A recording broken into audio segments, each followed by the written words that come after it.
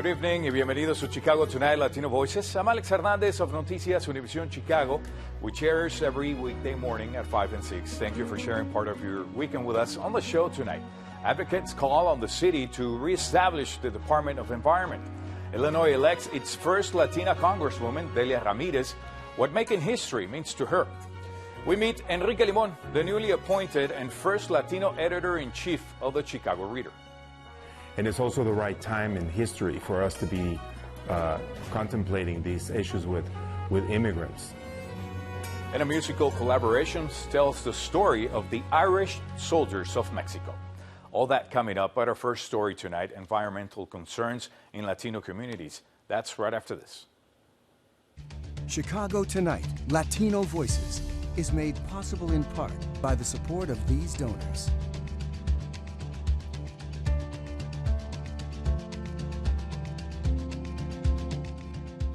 City Council members passed Mayor Lori Lightfoot's $16 billion budget proposal by a 32-18 vote. But it wasn't without some tense debate. The mayor came under fire by some other people for not living up to her campaign promise to reestablish the Department of Environment. Instead, Lightfoot's spending plan creates an Office of Climate and Environmental Equity. Joining us now with more are Alderman Byron-Cicho Lopez of the 25th Ward, Ayana Simba, City Programs Director of Illinois Environmental Council, and Amalia Nieto Gomez, Executive Director of Alliance of the Southeast. I want to thank all of you for joining us today, but I want to start with you, Ayana. The Illinois Environmental Council has been calling for the reestablishment of the Department of Environment. Instead, Mayor Lightfoot's budget creates an Office of Climate and Environmental Equity. Does that go far enough? So I think that the Office of Climate and Environmental Equity is definitely putting us on a definite pathway to the Department of Environment. I think it definitely is a much greater step than we were last year. In addition, the budget management ordinance does include a promise for a study looking into setting up the Department of Environment. So given where we were at, even at the beginning of this budget process, where it was supposed to be 6 people in this office that was underneath the mayor's office, to now have a separate standing body and to have a promise of a study and a commitment to an eventual department, I do think that we'd love to see a full department. I think it is doing enough as far as setting up a pathway to the Department of Environment. So you do see it as a step forward? Yes. It's yes. a good step? Yes. Okay. Alderman, you actually voted against the budget, and you've mentioned before that creating the Department of Environment would hold the city accountable to addressing environmental issues. How so? Absolutely. And Mayor Lightfoot, let's remember, campaigned on the promise to reestablish the Department of the Environment, not an office, a department. The difference between an office and a department is that a department has independence and the capacity to do the oversight and to make sure that we have the capacity to make sure that we do, like we have promised, the oversight of having the cumulative impact effects, the coordination between the different agencies at the federal and the state level. We have not seen that. And without that kind of capacity in communities like ours, where the environmental justice is going to be a critical issue, especially in this election, we don't have the changes that we want to see. We continue to see companies like Sims that now are almost in line to get their permit renewed. We fortunately have fought to make sure that cumulative impact study is done, but even in this budget with $16 billion, we could not get a firm commitment that this cumulative impact study is going to be done so that we can start reviewing these permits properly, these renewal permits, and start moving forward to greener corridors in a time where global change and global climate change is a real threat for communities, not only here in Chicago, but across the country and across the world. You think your community is going to be okay with this change, or are they looking for the mayor to do more? I think our community is demanding more. I think the community is demanding to make sure that this $16 billion is a huge budget. And we remember since 2002 to now, the budget of the city of Chicago has quadrupled.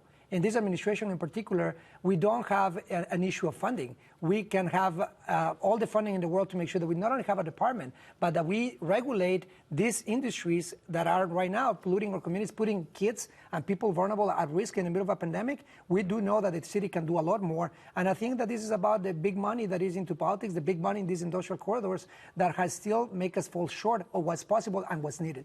Thank you, Alderman. Amalia, do you think Mayor Lori Lightfoot has effectively addressed environmental issues that typically affect, as you know, black and brown Chicagoans, like we saw in Little Village, for example, in 2020 with the implosion of the smokestack? I think it was a good step when she did the when the city denied the permit for General Iron. I think that was a really, really great first step.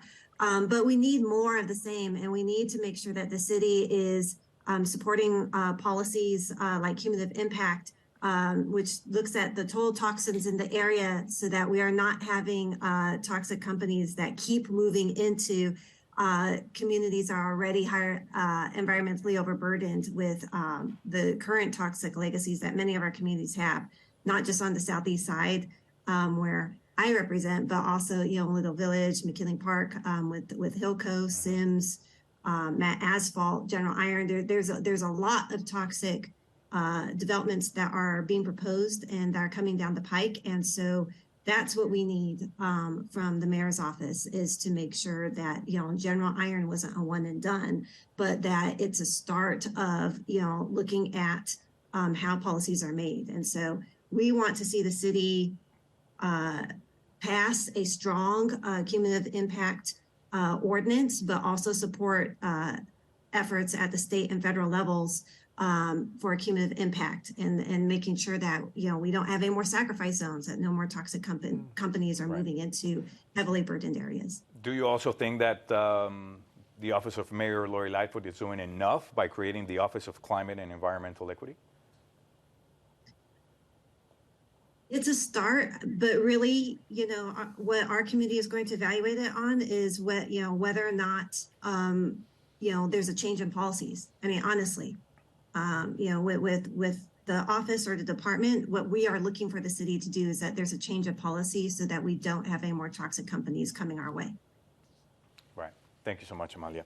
And Alderman, the EPA recommended that Sims Metal Management in Pilsen, right, install high-grade air monitors to learn more about pollution levels. But the monitors apparently failed to work properly. Have you been in conversations with the city, community, and also the company about how to address this issue? Absolutely. We've been following this issue very closely. Unfortunately, with Sims, the problem, again, is that the city has still allowed, and the state, for this company to continue to operate, even though the data has shown that it's insufficient to determine if this is creating a huge health impact in our community. That's precisely what we want to show, and that's what we push back. In fact, the permits at the state level already being rushed. We, as a community, acted quickly to make sure that we put a break into any meetings and any permits given until we have this cumulative impact study. We got to make sure that we put the health and the well-being of our communities first. That's why, and thanks to the community's efforts, let's remember the General Iron didn't happen because the city was amicable at first. General Iron was stopped because of the community pressures. Many of us even had to join a hunger strike. So this is important to remember. Hillco as well. Hillco was an issue where we're still today. To this day, we don't have the full Inspector General report that has been still, in my opinion, inappropriately withheld. We got to see the responsibility of elected officials in hiding something so drastic. Right. We want to make sure the Sims and any company have a formal review. We knew from the beginning that the data collected is not enough. We need an independent cumulative impact study, and the coordination between the city, Illinois EPA, and Region 5 EPA is something that we've been pushing for a while, and we're going to make sure that this is fulfilled. And you're still pressuring the city for that? Absolutely. True. Okay. Ayana, residents in McKinley Park are asking, actually, the state to slow down itself, the sale of Damien Silas site at 2 Matt Asphalt. They said that they want more time for community feedback. Are community members being included enough in these environmental conversations, you think? I think they need to be included even more. I will say, though, Neighbors for Environmental Justice has done an extreme amount of outreach and work to get the community as part of these conversations. But I think from the perspective of Matt Asphalt and from the perspective of IEPA and EPA, they could do a lot more to engage the folks in that community for sure. People know and are aware, but you also need to meet people where they're at, providing access to these important conversations instead of just sending out information. So there's more that can definitely be done. Amalia, do you think it's possible for industry to coexist in residential areas? Yes. The answer would be yes. But I think, for an industry to be located in the community, there needs to be community conversations and community decision-making process for that to happen. So, and like I said, especially for the southeast side, we have the toxic legacy, passed down from the steel mills. We still have a current manufacturing district. So we are really closely looking at the types of developments that come into the southeast side. So I know we were looking at green development and, things that would offset the current toxic imprint in our neighborhood. So things like green infrastructure, green jobs, things like that. But I think all of this, what Ayana is saying, what Alderman Siccho Lopez is saying, is that the community needs to be involved in the decision-making process at the very beginning. And, a cumulative impact policy. I know from the US EPA has a proposed cumulative impact policy, which says that there is a community decision-making process. There is a health impact analysis. Amalia, Yes. thank you so much. I want to thank all of you for joining us today. Our thanks to Amalia Nieto Gomez, Alderman Byron Siccho Lopez, and Ayana Simba. Thank you for joining us. Thank you. This week's midterm election saw quite a few firsts, one of which was here in Illinois. Voters in the state elected its first Latina congresswoman, DELIA RAMIREZ. RAMIREZ also makes history, being the first Midwestern Latina elected to Congress. The congresswoman-elect joined us on Chicago Tonight this week. Here she is talking with Brandis Friedman about making history, as well as one of her top 3 priorities in Congress, immigration reform. It's still surreal.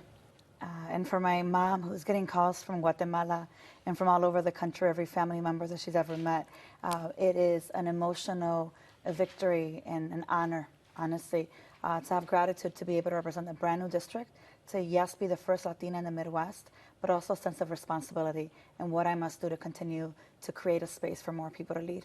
This district is a Latino influence district, and it was created to be able to acknowledge the growth of Latino community and the growth of immigrant communities from the city of Chicago to the northwestern suburbs. What specifically would you like to do or to work on or to I think see what we've happen? all talked about is we need a comprehensive immigration package, and we need to also protect services. There's a number of things to do, but I think one perfect example is how do we actually begin a process of pathway to get DACA recipients into a pathway to citizenship? Having to live every single year worried if they're going to be able to renew DACA is no way to live. You can actually watch more of that conversation on our website, WTTW.com/news. And up next, meet the Reader's new editor-in-chief.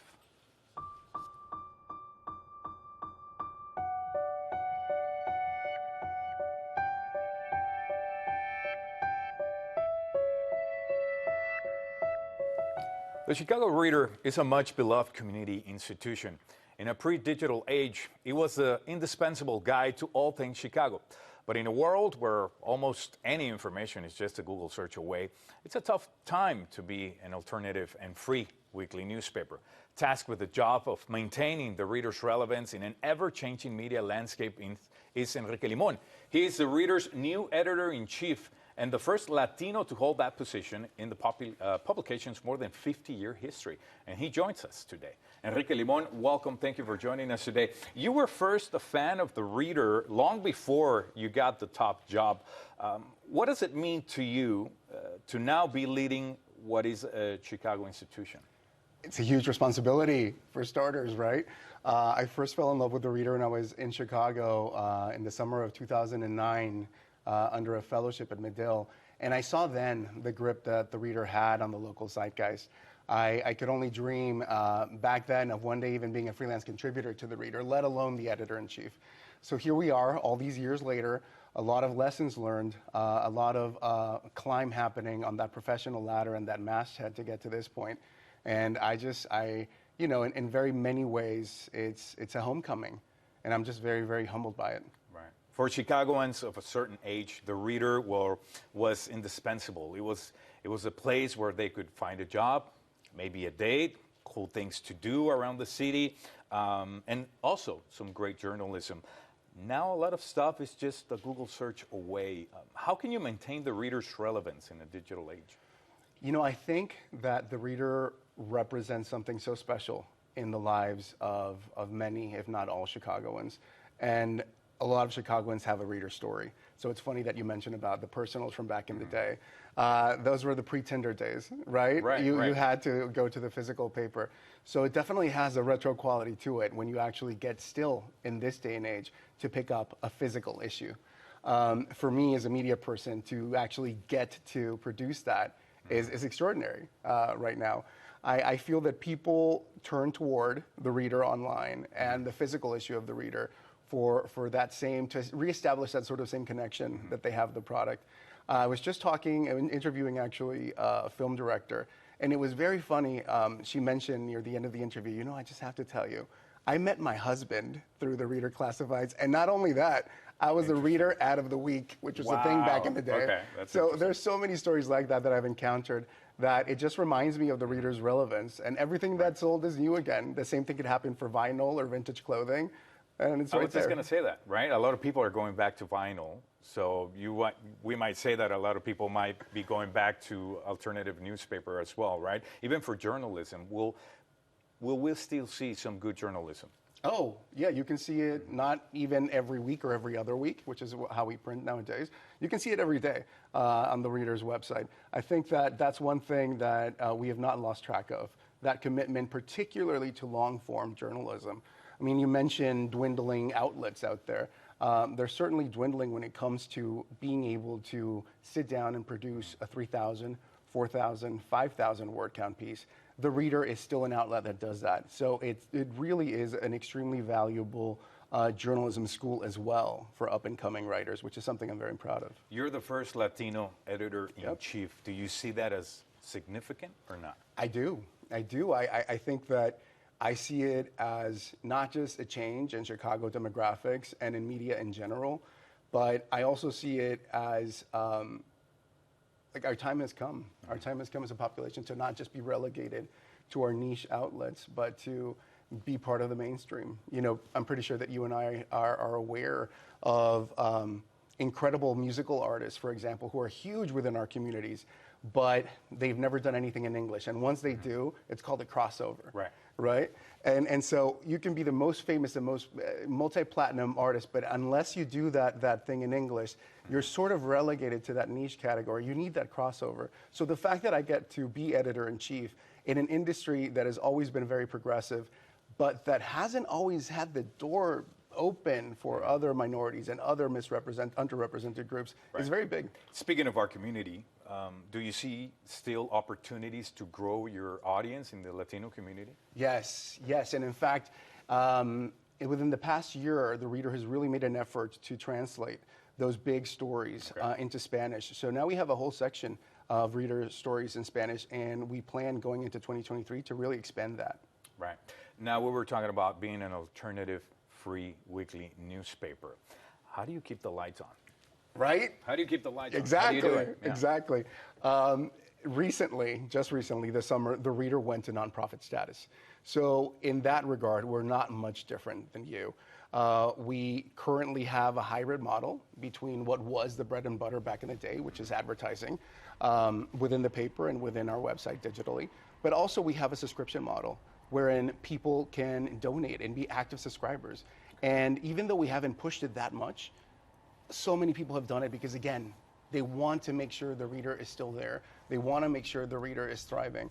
And so that's extremely meaningful. And of course, there's also the opportunity to partner up with large organizations who issue grants, et cetera. So we're figuring out, but I think we're doing good. What would you say it means to be an alternative newspaper? It means going against the grain. It means marching to the beat of your own drum. It means being a creative school and launching pad for other journalists, particularly journalists from underrepresented groups. And it means being with the times. Alternative news weeklies, including the Reader, which is sort of the daddy of them all, sprung from counterculture movements of the 60s and 70s. So you have to go back and look at it through that scope and then adapt it and say, okay, what's the counterculture now? And so that's what we're currently chasing. Do you see, what do you see as the Reader's place in today's modern Chicago? I think it's a steadfast place. I think the Reader has earned its place within Chicago media. And a testament of it is during the recent Chicago Journalism Awards, our publisher, Tracy Bain, was awarded the Lifetime Achievement Award. And, which is something that you can't apply for, it's something that, the board determines. And also one of our writers, one of our young writers, Kelly Garcia, was awarded the Emerging Journalist of the Year Award. She was selected. Again, nothing we applied for. So I would say that the Chicago Reader's role in media is there. We've earned it. And it's just, you know, and now it's just a joy to keep furthering it. Awesome. Well, Enrique, thank you so much, and congratulations, by the way. Thank you so much. Keep it going. Up next, a musical collaboration tells the story of the Irish soldiers in Mexico.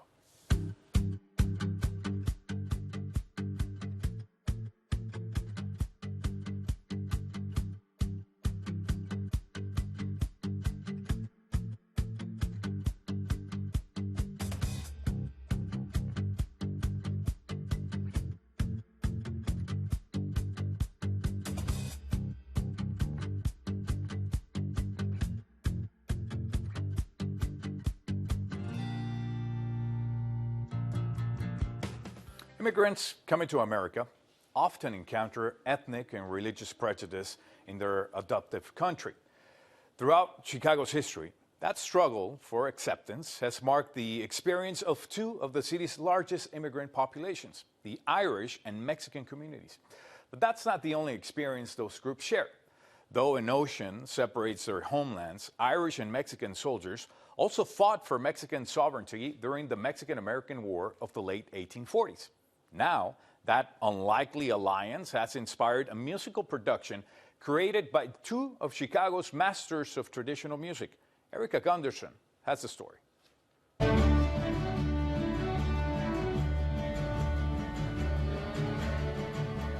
Tu corazón irlandés, mi corazón mexicano, con profunda admiración, hoy quiero estrechar tu mano. And that's how he welcomes John Riley to Mexico. How is it that I should organize this company of brave men is a story of the heart, maybe one of sound. My name is John Riley, captain of the San Patricios Battalion. By any measure, the story of St. Patrick's Battalion is extraordinary. During the Mexican-American War from 1846 to 1848, a group of Irish immigrants deserted the U.S. Army to fight instead alongside Mexican soldiers. But however remarkable the story might be, it's a chapter of history that's not especially well known in the U.S. The U.S. was expanding westward, had declared a war against Mexico, and the newly arrived Irishmen had signed up for the U.S. Army, and they sent them on the front lines to shoot at Mexicans. But when they realized they were shooting at Catholics, they had a change of heart. There was a sense of righteous anger with these guys when they deserted. Those Irishmen were court-martialed and shot or hung for treason. And never spoken about much again in U.S. history. But in Mexico, there's streets named after them. There's a museum. They're heroes in Mexico. Musicians Juan Diaz and Sean Cleland have made it their mission to bring the ballad of El Batallón de San Patricio to the masses. In two performances this month, Diaz, Cleland, and their respective ensembles are joining forces to tell the story of Los San Patricios through music, poetry, and dance. Diaz and Cleland's collaboration began when they worked together about 20 years ago to create a performance about Michael Hogan's book, The Irish Soldiers of Mexico. We were teaching at the Old Town School. At some point, we were put together to do a gig, and we said, what are we going to do? We're like, well, we both do things in 6/8, jig rhythms, 1, 2, 3, 4, 5, 6, 1, 2, 3, 2, 2, 3. We thought, well, we'll just start with that. We have a lot of instruments in common. We have fiddles, we have percussive dance, we have harps, we have similar rhythms that we use. So that was easy to find those common denominators. Diaz and Cleland have restaged the performance a few times since then, adding new elements with each production. They say that Chicago is the perfect place to sing this ultimately tragic tale of brothers in arms. We had dreams, we had songs to sing. It's so lonely around the field. This is possible because of our historic connections of our two ethnic groups, is the particular energy that we get from being immigrants to the city of Chicago and being connected to the energy of this place. This is a great city.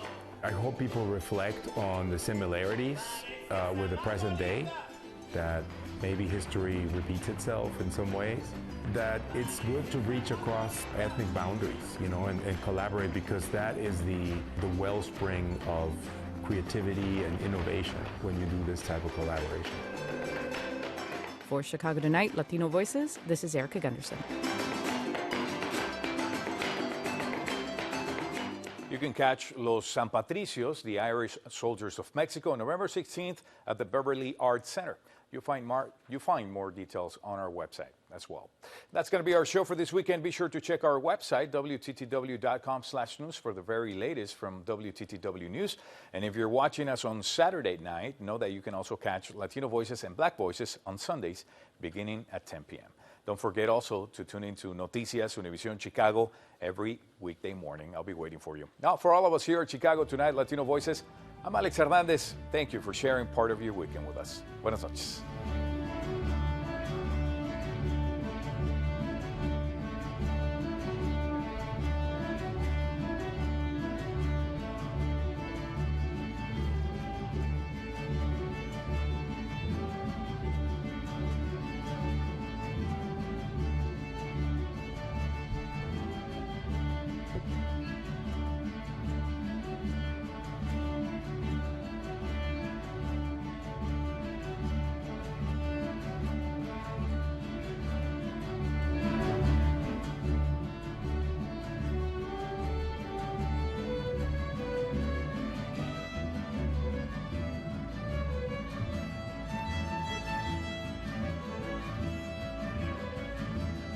Closed captioning is made possible by Robert A. Clifford and Clifford Law Offices, a Chicago personal injury and wrongful death firm that supports free educational initiatives in the legal profession.